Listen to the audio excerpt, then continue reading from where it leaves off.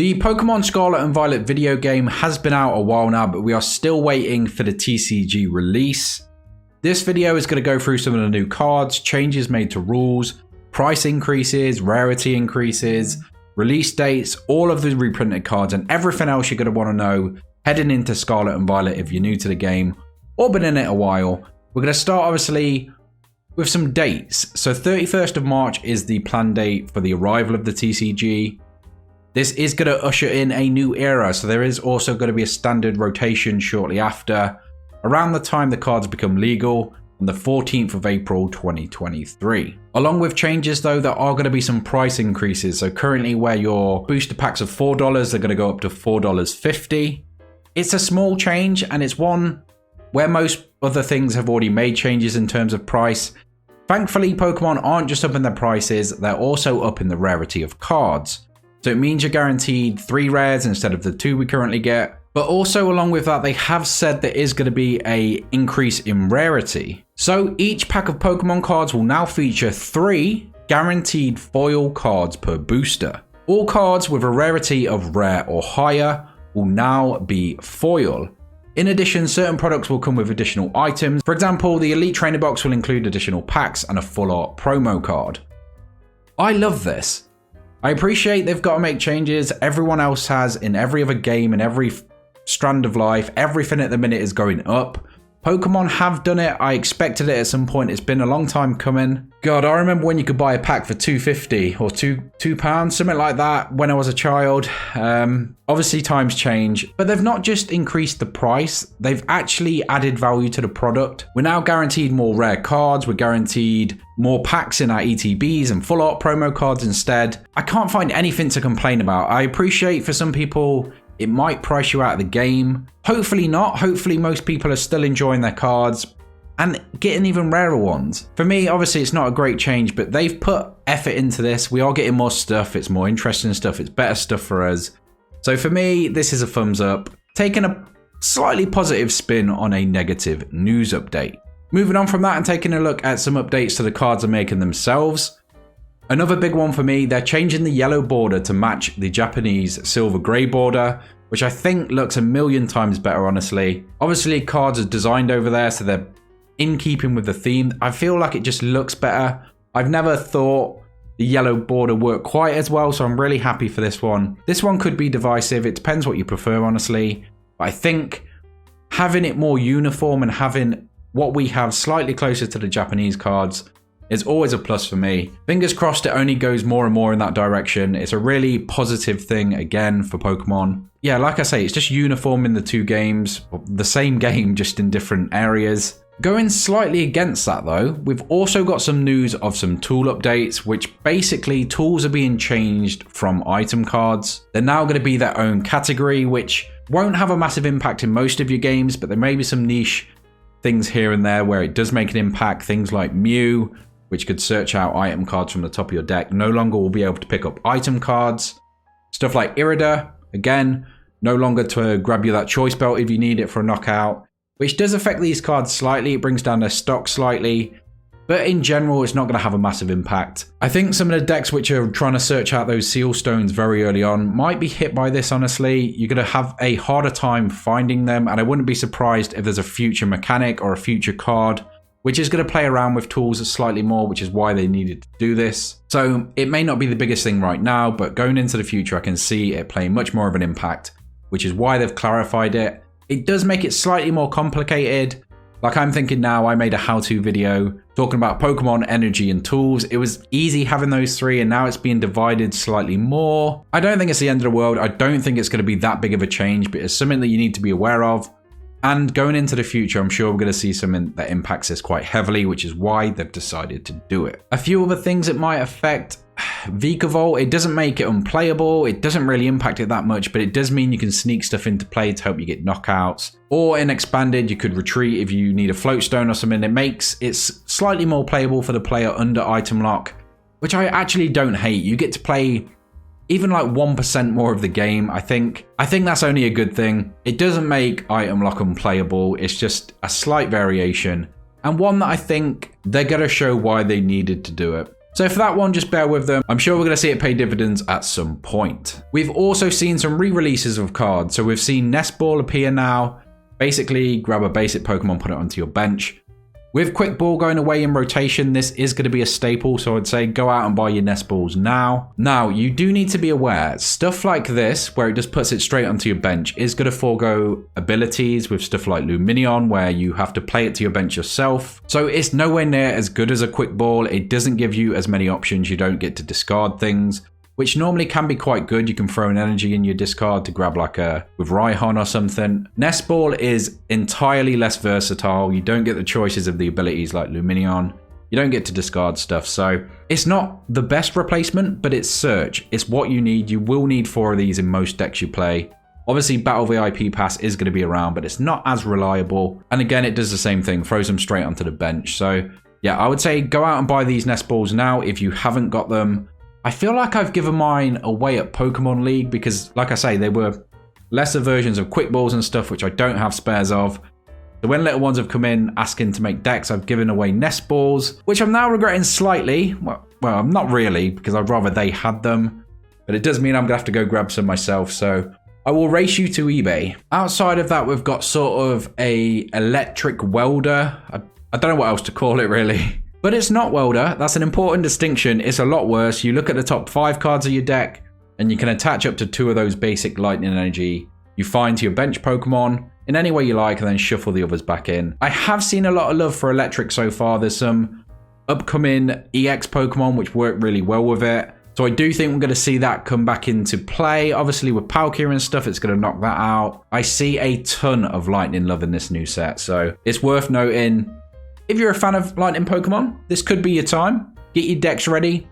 Get playing in those league challenges, which I'm sure are coming back next year. There's no set date yet. Go to regionals, go play games, enjoy the game. An Electro Generator might be that card for you. If you've played the game, you might recognize this character, Penny, I would say one of the most interesting characters in the new game. I really enjoyed the end game with Penny and the other characters in Area 0. Really strong card as well. Basically, you put one of your basic Pokemon in play and all cards attached to it back into your hand. Now that is huge. It's very similar to something like AZ, which we've had before. Bear in mind, this is only basic Pokemon. You get to scoop it up though and put it back into your hand. So Blissey players are probably loving life right now seeing this. Obviously, they did have stuff like Sharon's Care, but this puts attached cards as well. Although, saying that, you probably want... This is a really niche... I've chosen a deck to talk about here. But you probably want stuff in the discard, your energy and things, so you can reuse them. So maybe not as good in decks like that, but I think stuff like Vikavolt and other things which play just basic Pokemon are going to love this. I do think we're going to see a resurgence of some big HP basic Pokemon. I reckon you can make Blissey work with this. There's other Pokemon, you just throw other stuff on them. There'll be tools that give you health. Anything where you can pick up a Pokemon and just remove all damage from it is always powerful. So I don't doubt we're going to see decks built around this in the future. We've also got Jax, I think that's how it's pronounced. Search your deck for up to 2 evolution Pokemon, reveal them and put them into your hand. So it's basically like 2 evolution incense in 1. It is a supporter card though. We are lacking in search though, so I wouldn't be surprised if we saw this in some decks. Obviously stuff that it needs to evolve multiple Pokemon. The things like Inteleons and Drizzles are going to rotate, so not much room if you're going to play that, maybe an expanded, but there'll be other decks, there'll be other evolving stuff. Obviously, the EX Pokemon have to evolve, so I don't doubt we will see play from this card. We have still got Ultra Ball, which makes it slightly less likely, but it's a good card, especially if you're playing like Stage 2 decks. Yeah, but this one's nothing to get excited about. Another great character from the game, we've got Arven. Search your deck for 1 item and 1 Pokemon tool. Reveal them, put them into your hand, then shuffle your deck. Now this is okay. I do think this might see some play because obviously, like I said, you can search out things like Battle VIP Pass and then get a tool. So if you're not playing a water deck and you don't want to play Irida, this does give you an option. It's not quite as good because you don't get the Pokemon, but technically you could get 2 Pokemon, even though you could get 3 with Irida. You get a Pokemon tool as well, so you can search for those seal stones and things. I think it could be quite interesting and we'll definitely see some play.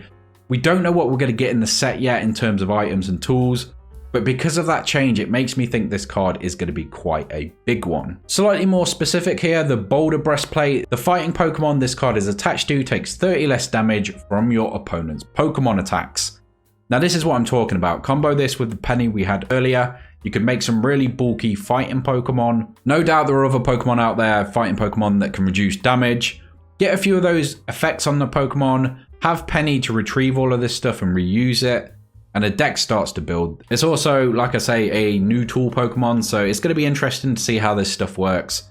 And again, if you're a fighting type Pokemon lover, there's some support for you. I like the change in typing we get now, so there's a lot more support for different types. So it's really good to see in Scarlet and Violet. And then obviously we've seen some other reprints like Crushing Hammer and Energy Search, just keeping them in the format. We've got Pokemon Catcher, but with Boss's Orders, you're not really going to see as much of it. Most importantly, we've also got Switch coming up. I think that might be in Crown Zenith though. It's getting a reprint nonetheless, along with Choice Belt and other stuff, just to show they are tools now, which I think is important. Showing someone or teaching someone without the right cards is going to make it difficult. So no doubt we will see that for most of the tools in the game. So talking about some of the Pokemon we've seen announced, we've got Arcanine, which I absolutely adore. It's one of the classics. Taking a look at the card though, it's got the Terastal. As long as this Pokemon is on your bench, prevent all damage done to this Pokemon by attacks. That does unfortunately mean it's going to make it very difficult for Pokemon which snipe the bench with damage as well and then stack it all up and try and take double knockouts or even triple knockouts. It's going to make them less viable, which I don't really like. I don't know why they've put this in as the ability. I was hoping to see